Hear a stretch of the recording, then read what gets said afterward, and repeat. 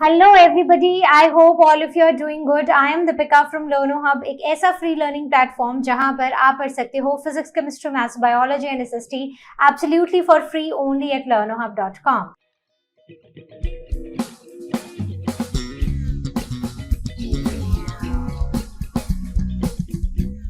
तो आज हम शुरू करने जा रहे हैं आईसीएसई क्लास 6 हिस्ट्री का नेक्स्ट चैप्टर है द लेटर वैदिक पीरियड। तो अर्ली वैदिक पीरियड हम पढ़ चुके हैं, आज हम लेटर वैदिक पीरियड के बारे में पढ़ेंगे। तो बिना टाइम वेस्ट करते हुए शुरू करते हैं। बच्चों, क्या आपको अर्ली वैदिक पीरियड याद है, जिसे हम ऋग वैदिक पीरियड भी बुलाते हैं, जहां पर लोगों की लाइफ बहुत सिंपल हुआ करती थी, बहुत सिंपल लाइफ जीते थे, सिंपल कपड़े पहनते थे और सिंपल खाना खाते थे। एंटरटेनमेंट, डांस, ड्रामा सब कुछ होता था, लेकिन सब बहुत सिंपली से, शांति से होता था। लोग खुश थे, लोग अपनी सिंपल जिंदगी विलेजेस में जी रहे थे। लेकिन फिर समय बदला और फिर आया लेटर वैदिक पीरियड, जहां पर विलेजेस से अब किंगडम्स बन चुके थे। वो किंगडम्स जहां पर बड़े बड़े किंगडम्स के नाम उभर कर आए थे, जैसे कि कुरु, खोसला, मगध।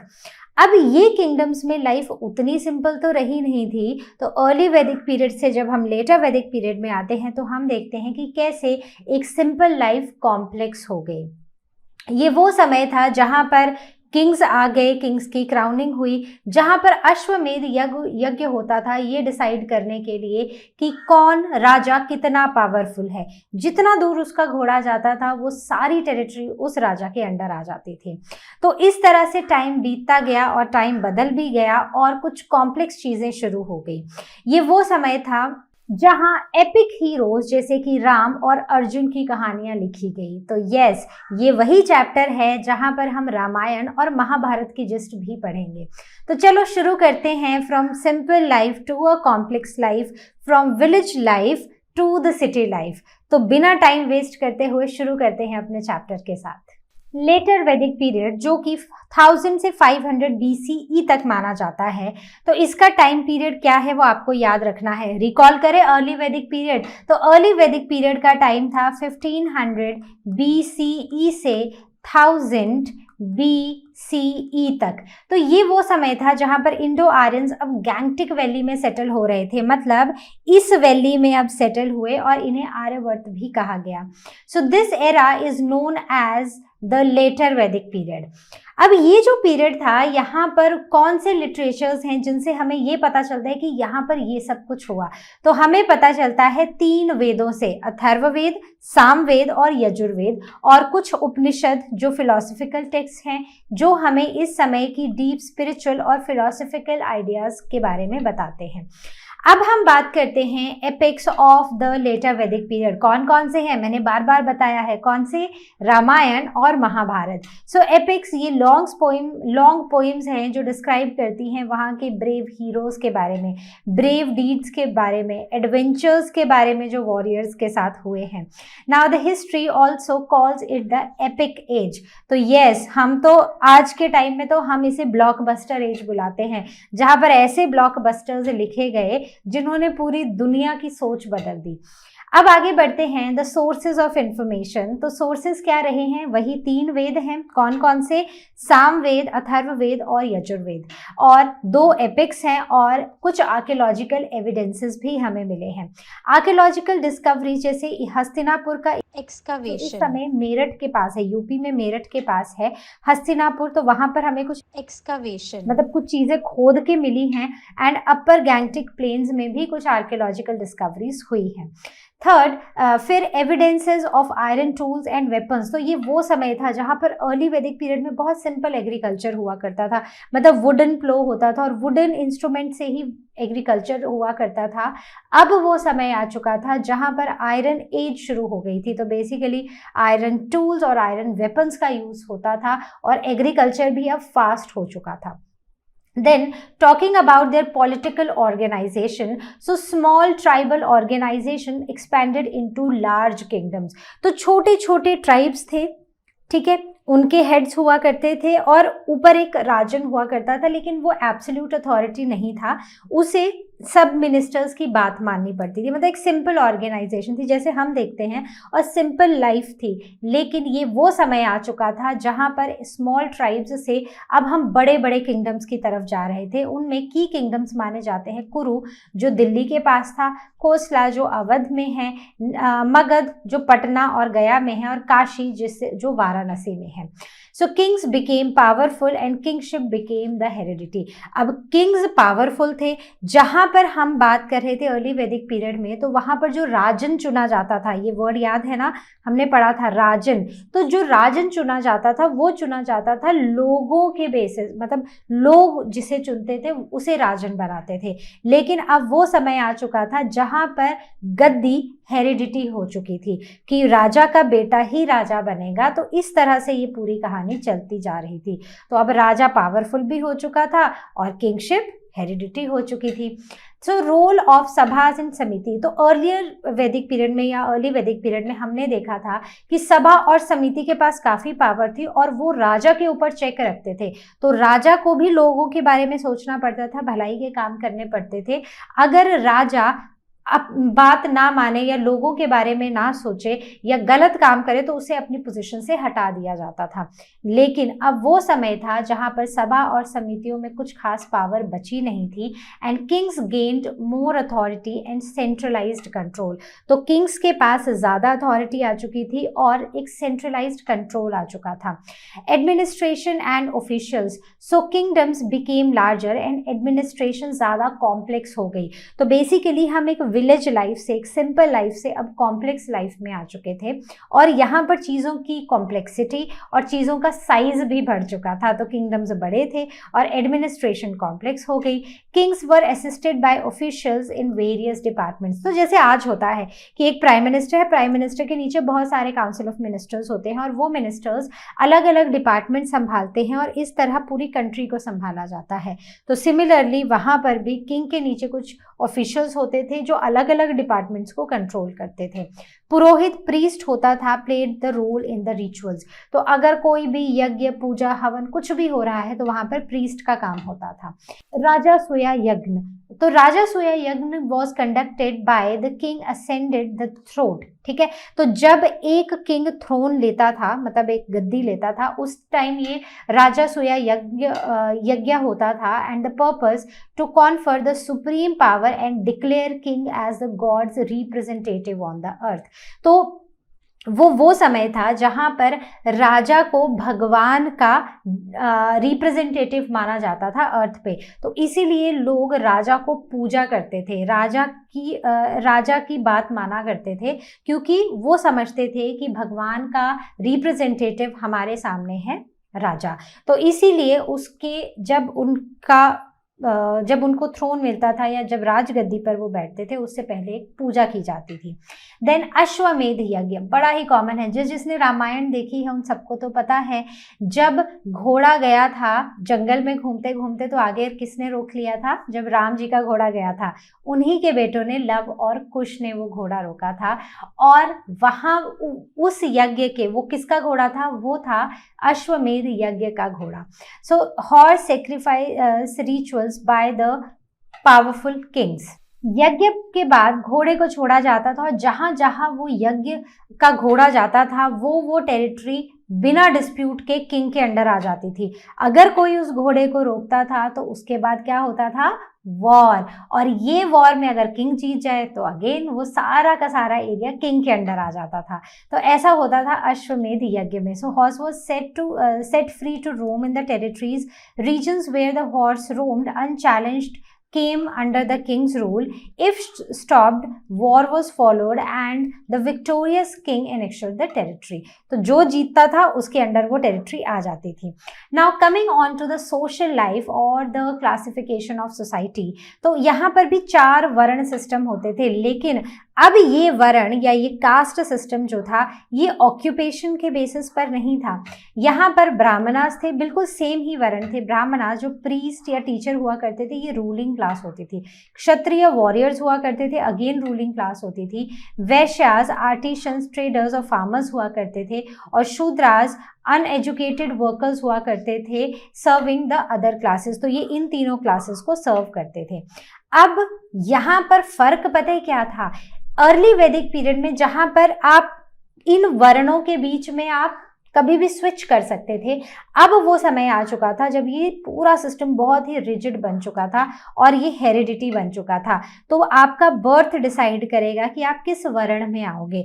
अगर आप एक ब्राह्मण के घर पैदा हुए हो तो आप ब्राह्मण वर्ण में आओगे, क्षत्रिय के घर पैदा हुए तो क्षत्रिय के वर्ण में आओगे। तो ऐसे वर्ण डिसाइड होता था by birth and not by occupation. और ये वो समय था जहां पर इंटरकास्ट मैरिजेस नहीं अलाउड थी। वहीं पर अगर आपको याद हो तो ऋग्वेद के पीरियड में हर एक फीमेल को अधिकार था अपना लाइफ पार्टनर चूज करने का, वो यहाँ भी था, लेकिन अब इंटरकास्ट मैरिजेस बंद हो चुकी थी।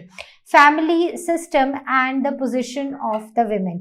अब जहां पर हमने देखा था कि ऋग्वेद के टाइम पर विमेन को इक्वली एडुकेट किया जाता था, उनको इवन हर घर के हर रिचुअल में वो इक्वली पार्टिसिपेट करती थी। इवन उन्होंने ऋग्वेद के हिम्स भी लिखे थे। लेकिन अब ये जॉइंट फैमिली सिस्टम और स्ट्रेंथन हुआ। Birth of the son was welcome, बेटा होना बहुत ही वेलकमिंग हो चुका था। And the position of the women declined, so they were no longer the part of the assemblies and they were expected to serve their husbands and manage the family. तो पति का ध्यान रखना और पूरी फैमिली को मैनेज करना ही उनका काम माना जाता था। They participated in religious ceremonies, तो कुछ कुछ religious ceremonies में इनका पार्टिसिपेशन भी देखा गया।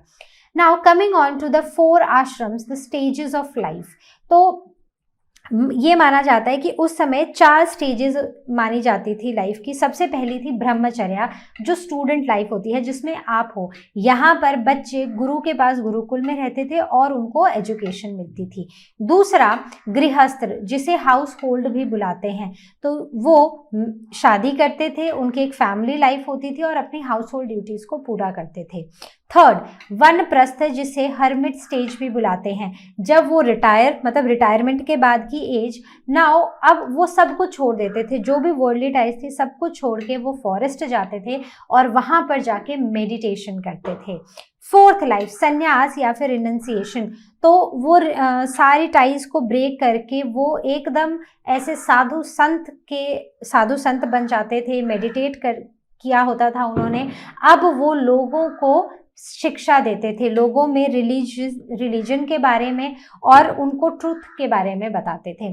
So these were the 4 stages. कौन कौन सी हैं? ब्राह्मण, गृहस्थ, वनप्रस्थ एंड संन्यास। ठीक है, तो आप कौन से आश्रम में हो, कौन से स्टेज ऑफ लाइफ में हो? आप हो ब्रह्मचर्य में, करेक्ट। चलो आगे बढ़ते हैं। तो ये सारी स्टेजेस के बारे में बताया गया है। तो ये है ब्रह्मचर्य स्टेज, अब ये है गृहस्थ स्टेज, वनप्रस्थ और संन्यास, राइट। तो ये हो गई हमारी सारी स्टेजेस।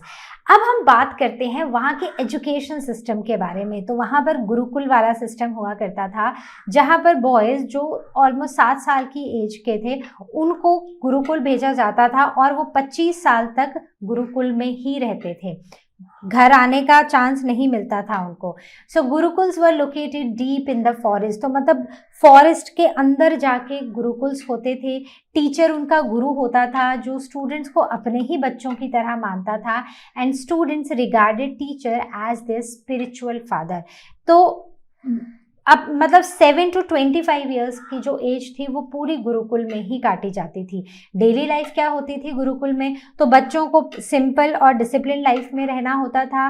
वो गुरु की हेल्प करते थे डे टू डे एक्टिविटीज़ में, जैसे घर को क्लीन करना, पानी लेकर आना, लकड़ियाँ इकट्ठा करना और फील्ड्स में काम करना। और जितनी भी एजुकेशन थी वो ओरली पास होती थी और स्टूडेंट्स उन चीज़ों को याद रखते थे। तो कोई भी रिटन फॉर्म में कुछ भी नहीं होता था, सब कुछ ओरली ही पास ऑन होता था।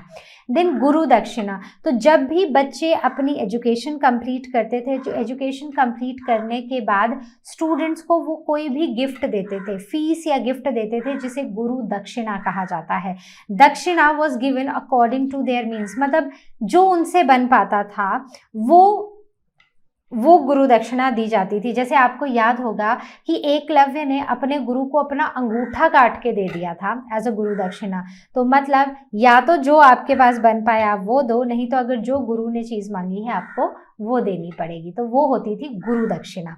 अब आते हैं रिलीजन इन द लेटर वैदिक पीरियड। तो उस समय पर भगवान जो थे ना, जो अर्ली वैदिक पीरियड के गॉड्स थे, उनकी इंपॉर्टेंस खत्म हो चुकी थी और अब यहाँ पर उभर कर आए ब्रह्मा, विष्णु और महेश, मतलब Shiv.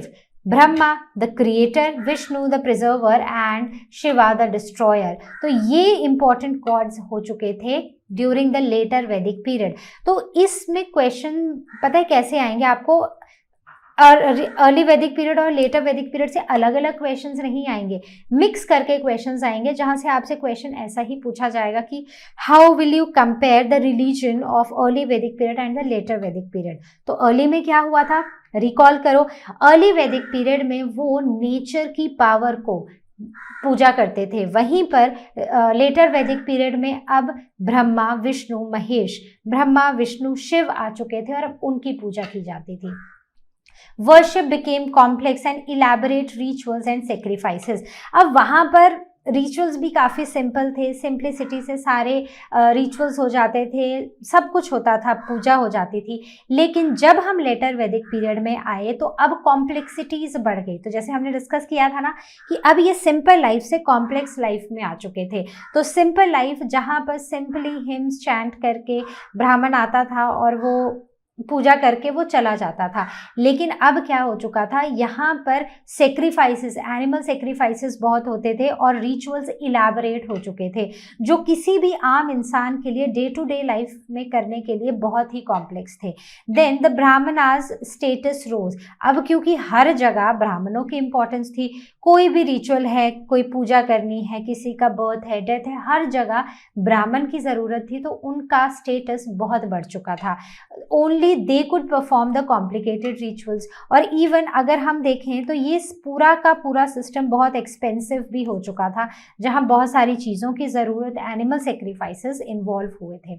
Now this was the time when the two major epics happened, that is Mahabharata और रामायण। तो महाभारत ऋषि व्यास ने लिखी थी और रामायण ऋषि वाल्मीकि ने लिखी है। तो ये दोनों नाम वैसे तो मुझे लगता है कि आपको पता ही होंगे, अगर नहीं पता है तो याद रख लेना, इंपॉर्टेंट 1 मार्क क्वेश्चन यहाँ से बन सकता है। It contains central ideas of Hinduism. तो ये जो आज भी हम चीज़ों को फॉलो करते हैं, जो हमारा हिंदुइज्म में जो चीज़ें फॉलो होती हैं ना, उनका जो सेंट्रल आइडिया है वो इन एपिक्स से आया है। The sources of info about the rituals, practices and the values of the epic age. तो ये वो ब्लॉकबस्टर्स हैं जो हमें उस एज के रिचुअल्स, एपिक्स और वहाँ की सोशल रिलीजियस लाइफ के बारे में बताते हैं। अब हम बात करते हैं the epics Mahabharata and Ramayana. तो पहले मैं शॉर्ट में बताऊंगी, फिर इसको थोड़ा इलैबोरेट करके पढ़ेंगे। महाभारत एक बहुत ही कॉम्प्लेक्स स्टोरी है अबाउट, मतलब एक स्टोरी है about the conflict between the two brothers, the two set of brothers, Pandava और कौरव। क्यों हुआ था?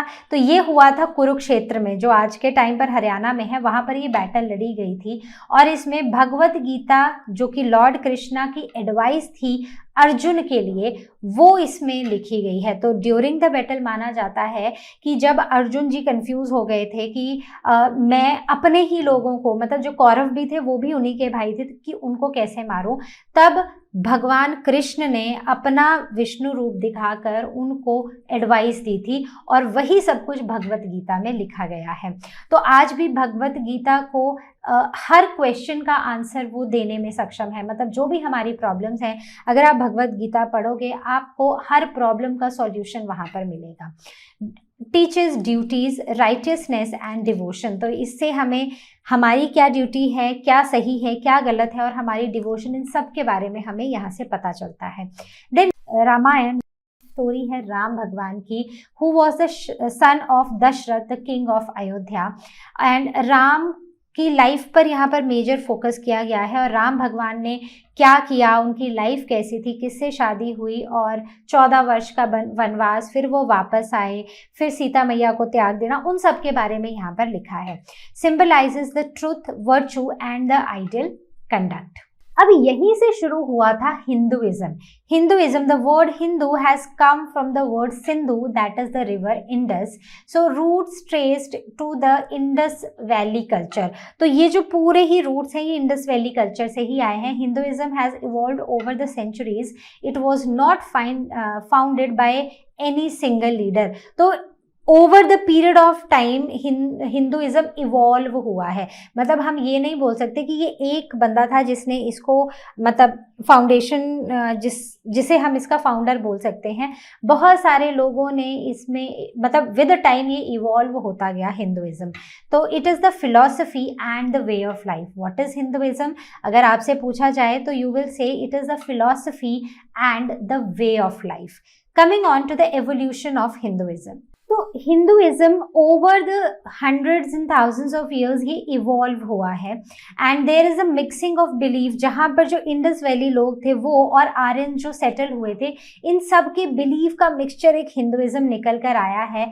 एंड कोर बिलीफ हमारा पता है क्या है कि भगवान एक है, मतलब एक ही वो स्पिरिचुअल पावर है जिससे हम कनेक्टेड हैं और वो फोर्स पूरी दुनिया में प्रेजेंट है। ये शक्ति पूरी दुनिया में है and it is the source of all the creations. God is creator, preserver and the destroyer, जिसके डिफरेंट फॉर्म्स या डिफरेंट नेम्स हैं, लेकिन भगवान एक ही है, बस हम उनको अलग अलग नामों से जानते हैं। Now the principles of Hinduism. तो हिंदुइज्म के 3 मेन प्रिंसिपल्स माने गए हैं। Dharma, moral duty to do what is right and live piously, मतलब सही करो, जो आप बोगे वही आप काटोगे। तो पहला काम है हमारा सही करना, और दूसरा द एक्शंस हैव कॉन्सिक्वेंसेस। अगर होमवर्क नहीं करोगे तो पनिशमेंट तो मिलेगी, होमवर्क करोगे तो टीचर स्टार भी देगी। Correct? So this was the second principle. Third, transmigration of the soul. तो ये बोला जाता है कि शरीर मर जाता है लेकिन आत्मा नहीं। So soul is immortal, body dies and soul is reborn in a new body. तो यही हम भी मानते हैं कि जो हमारा सोल है ये कभी भी नहीं मरता है, हमारा सोल हमेशा जिंदा रहता है, बस हम एक बॉडी से दूसरी बॉडी में ट्रांसफर होते रहते हैं। Now, the role of Upanishads. So, the essence of Hinduism in the Upanishads, and Upanishad ये philosophical foundation है हमारे हिंदुइज्म की थॉट्स की। Then coming on to the impact of Aryan culture. तो आर्यन कल्चर का हिंदुइज्म पे क्या इम्पैक्ट रहा है या हमारे आसपास की चीज़ों पर क्या इम्पैक्ट रहा है? तो Aryan civilization is the cradle of the Indian culture and modern Hinduism rooted in the Vedic and Upanishadic philosophy, Sanskrit language and Vedic literature united the Indian culturally. तो ये संस्कृत लैंग्वेज और वैदिक लिटरेचर ने हिंदूज को कल्चरली यूनाइट किया है, इंडियंस को बेसिकली कल्चरली यूनाइट किया है and it served as the unifying force of the nation. तो हमारे नेशन के एक यूनिफाइंग फोर्स या तो बेसिकली आज का जो हिंदुइज्म है वो वेद और उपनिषद की फिलॉसफी पर बेस्ड है और संस्कृत लैंग्वेज और वैदिक लिटरेचर ने इंडिया को यूनाइट किया है। तो बेसिकली जैसे एक व्हाट्सएप ग्रुप होता है वो सबको कनेक्टेड, एक फैमिली व्हाट्सएप ग्रुप जो सबको कनेक्ट करके रखता है, वैसे ही संस्कृत लैंग्वेज और वैदिक लिटरेचर ने किया है हमारे लिए। Now the last topic left is the economic life of the later वैदिक पीरियड। तो यहाँ पर Aryans they settle during this period और एग्रीकल्चर जो था ये इनका मेन ऑक्यूपेशन था। इन्होंने आयरन टूल्स का यूज करना शुरू किया जिससे फार्मिंग में जो फार्मिंग के टूल्स थे उसकी एफिशिएंसी बढ़ी, फार्मिंग फास्ट हो गई and this increase the prosperity in the society. Then the occupation in pottery. तो ऑक्यूपेशन लार्जली इनका रहा है, सेम ही रहा है फार्मिंग, और इन्होंने यहाँ पर पेंटेड ग्रे वेसल्स बनाना शुरू किए जो नॉर्थ इंडिया में इवैक्यूएशन के टाइम पर मिले हैं। The growth and the town trades. So they saw the growth in there was the growth in the cities and towns. तो पहले विलेजेस हुआ करते थे अर्ली वैदिक पीरियड में, उससे अब टाउन्स और सिटीज बनने लग गए। The development of the trade use the barter system. तो यहाँ पर वो बार्टर सिस्टम का यूज होता था कि मैंने तुम्हें कुछ दिया अब तुमसे कुछ ले लिया, तो उस तरह का काम यहाँ पर होता था। Exchange of goods without money. तो मतलब यहाँ पर कैश जीपे नहीं चलता था, यहाँ पर सिंपली बार्टर सिस्टम के थ्रू चीज़ों का एक्सचेंज किया जाता था। अब हम पहुंच चुके हैं अपने 2 एपिक्स में जहां पर हम सबसे पहले महाभारत की कहानी सुनेंगे इन शॉर्ट। बहुत समय पहले की बात है, एक किंगडम हुआ करता था हस्तिनापुर, जिनके किंग थे पांडु। आज के समय में ये मेरठ के पास है। इसके 5 पुत्र थे। पहला युधिष्ठिर, भीम, अर्जुन, सहदेव और नकुल। और इनके छोटे भाई थे धृतराष्ट्र, जो कि ब्लाइंड थे। पांडु के मर जाने के बाद राजगद्दी पर बैठे धृतराष्ट्र, और धृतराष्ट्र के थे 100 बेटे। अब टाइम बीतता गया और धृतराष्ट्र ने अपने किंगडम को 2 पार्ट्स में डिवाइड कर दिया, एक हस्तिनापुर और एक खांडव वन। तो हस्तिनापुर में कौरव रहे और खांडव वन में चले गए पांडव, यानी कि पांडुपुत्र। अब टाइम बीतता गया और पांडवों की शादी हो गई। उन सबकी एक ही रानी थी, द्रौपदी, और ये किंगडम बहुत ही प्रॉस्परस था और बहुत पावरफुल होता गया। ये देखकर कौरवों का जो सबसे बड़ा भाई था, जिसका नाम था दुर्योधन, वो इनसे जेलस फील करने लगा और उन्होंने उनसे सब कुछ लेने के लिए उन्हें एक डाइस गेम के लिए चैलेंज किया। इस डाइस गेम में उनको ट्रिक किया गया और उनसे सब कुछ ले लिया गया। इस डाइस गेम की कंडीशन थी कि जो हारेगा, तो इस गेम में पांडव अपना राज्य, अपनी संपत्ति, अपना धन और इवन द्रौपदी को भी हार बैठे। और साथ ही साथ उनको बोनस में मिला 13 साल का वनवास। जब 13 साल बाद ये वनवास से वापस आए पांडव, तो उन्होंने अपना किंगडम, अपना सब कुछ वापस लेना चाहा, लेकिन कौरवों ने मना कर दिया। और तब हुई 18 दिन की लड़ाई, एक बहुत ही बड़ा वॉर, जिसे एपिक वॉर भी कहा जाता है। और ये हुआ बैटल ऑफ कुरुक्षेत्र, मतलब ये कुरुक्षेत्र में हुआ, जिसे बैटल ऑफ कुरुक्षेत्र भी बुलाते हैं। इस समय पर अर्जुन अपने ही भाइयों को दूसरी तरफ देख के हैरान हो गए, कंफ्यूज हो गए और वो नहीं लड़ना चाहते थे। तब उनको कृष्णा जी ने कुछ advices the, advices about duty, Karma और ट्रूथ। और ऐसे करके कौरव हार गए और वो सब मारे गए और अब हस्तिनापुर के नए किंग बन चुके थे युधिष्ठिर। तो बच्चों, ये थी महाभारत की कहानी। अब चलते हैं रामायण की कहानी की तरफ। रामायण कहानी है अयोध्या की। अयोध्या के राजा थे राजा दशरथ, और उनके 4 पुत्र थे, जिनमें सबसे बड़े और उनके सबसे प्यारे पुत्र थे राम भगवान। राम भगवान की शादी होती है सीता माता से, और अब समय आता है जब राम भगवान बनने वाले होते हैं राजा। लेकिन तब उनकी छोटी माँ, जिनका नाम था कैकेयी, वो बोलती हैं कि मेरे पुत्र यानी कि भरत को राजा बनाओ। और बस वहां से शुरू होती है ये कहानी, और राम भगवान को भेज दिया जाता है वनवास। जब ये वन में होते हैं तो राम, सीता और लक्ष्मण, ये 3 लोग वनवास जाते हैं और सीता माता को रावण ले जाता है लंका। अब सीता मैया को ढूंढते हुए राम और लक्ष्मण बढ़ते हैं साउथ इंडिया की तरफ, और आगे जाके उनको मिलते हैं कौन? भगवान। कौन से? Monkey God, yes, Hanuman ji. Hanuman ji Sita मैया को ढूंढ निकालते हैं लंका में, और राम भगवान वानर सेना के साथ आगे बढ़ते हैं और सीता मैया को वहां से छुड़ा लाते हैं। और इस तरह वो लौटते हैं कहाँ पर? अपनी नगरी अयोध्या में। और वहां पर उस दिन दिए जलाए जाते हैं, लोग खुशियां मनाते हैं, और इस दिन को उस समय से आज तक हम सेलिब्रेट करते हैं एज दिवाली। तो ये है कहानी रामायण की। इन दोनों ही कहानियों से हम क्या सीखते हैं? रामायण से हम सीखते हैं ट्रुथ और धर्म। जब राम भगवान हमेशा सत्य का साथ देते थे, और जब उनके पिता ने बोला कि उनको 14 वर्ष का वनवास जाना पड़ेगा, तो वो बिना एक शब्द कहे वनवास चल पड़े। So this shows the obedience and respect for our parents, brotherhood and love. तो लक्ष्मण जी ने 1 सेकंड भी नहीं सोचा और वो अपने भाई के साथ, राम जी के साथ चल पड़े वनवास। डिवोशन एंड फेथ, जहां पर हनुमान जी की भक्ति ने उन्हें राम जी से मिलाया और उन्होंने मिलकर सीता मैया को लंका से निकाला। And last, the good wins over the evil, मतलब कि जहां पर हम सच्चे हैं तो हम जीतेंगे ही। जहां पर राम भगवान ने रावण को हराकर जीत दिखाई बुराई पर अच्छाई की। महाभारत से हम क्या सीखते हैं? महाभारत से हम सीखते हैं कि जो हमारी ड्यूटी है, कुछ भी करके हमें उसे पूरा करना चाहिए। दूसरा, फैमिली में अगर जेलसी होगी या कॉन्फ्लिक्ट्स होंगे उससे हमारी फैमिली ब्रेक होगी। तो हमें यूनिटी रखनी चाहिए और जेलसी को दूर भगाना चाहिए। Next, courage and patience. तो पांडव जब एग्जाइल गए तो भी उन्होंने हिम्मत नहीं हारी और वापस आके अपने लिए जंग लड़ी। Then wisdom and matters. भगवान कृष्ण का जो ज्ञान है भगवत गीता में वो हमारे लिए लाइफ लेसन्स है।